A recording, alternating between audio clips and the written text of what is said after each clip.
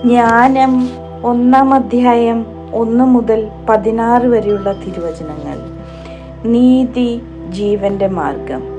ഭൂപാലകരെ, നീതിയെ സ്നേഹിക്കുവിൻ, കളങ്കമന്യേ കർത്താവിനെ കുറിച്ച് ധ്യാനിക്കുവിൻ. നിഷ്കളങ്കതയോടെ അവിടുത്തെ അന്വേഷിക്കുവിൻ. അവിടുത്തെ പരീക്ഷിക്കാത്തവൻ അവിടുത്തെ കണ്ടെത്തുന്നു. അവിടുത്തെ അവിശ്വസിക്കുന്നവർക്ക് അവിടുന്ന് തന്നെ വെളിപ്പെടുത്തുന്നു.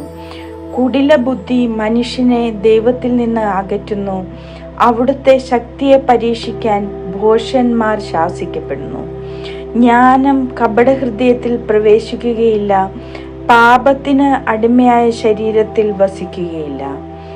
വിശുദ്ധവും സുശിക്ഷിതവുമായ ആത്മാവ് വഞ്ചനയിൽ നിന്ന് ഓടിയകലുന്നു. മൂഢാലോചനകളോട് വേഗം വിട പറയുന്നു. നീതിയുടെ സാമീപ്യത്തിൽ ലജ്ജിക്കുന്നു. ജ്ഞാനം കരുണാമയമാണ്, എന്നാൽ ദൈവദൂഷണം പറയുന്നവനെ വെറുതെ വിടുകയില്ല.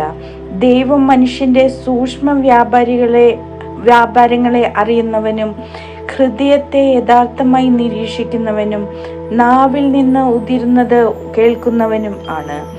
കർത്താവിന്റെ ആത്മാവിനാൽ ലോകം നിറഞ്ഞിരിക്കുന്നു.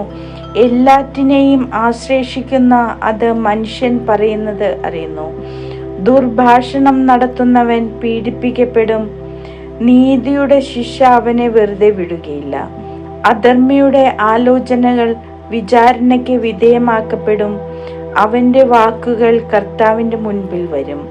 അത് അവന്റെ ദുർവ്യാപാരങ്ങൾക്ക് സാക്ഷ്യമായിരിക്കും. അസഹിഷ്ണുവായവൻ സകലതും കേൾക്കുന്നു. മുറുമുറുപ്പ് പോലും അവിടുത്തെ ശ്രദ്ധയിൽപ്പെടാതെ പോവുകയില്ല. നിഷ്പ്രയോജനമായ മുറുമുറിപ്പിൽ പെടരുത്. പരദൂഷണം പറയരുത്. രഹസ്യം പറച്ചിലിന് പ്രത്യാഘാതമുണ്ടാകും. നുണ പറയുന്ന നാവ് ആത്മാവിനെ നശിപ്പിക്കുന്നു.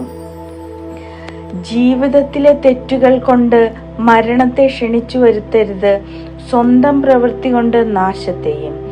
ദൈവം മരണത്തെ സൃഷ്ടിച്ചില്ല, ജീവിക്കുന്നവരുടെ മരണത്തിൽ അവിടുന്ന് ആഹ്ലാദിക്കുന്നുമില്ല.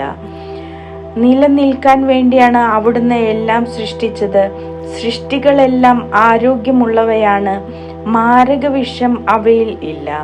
പാതാളത്തിന് ഭൂമിയിൽ അധികാരമില്ല. നീതി അനശ്വരമാണ്. അധർമ്മികളുടെ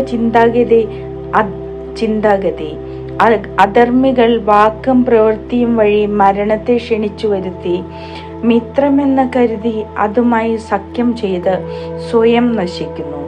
അതിനോട് ചേരാൻ അവർ യോഗ്യരാണ്.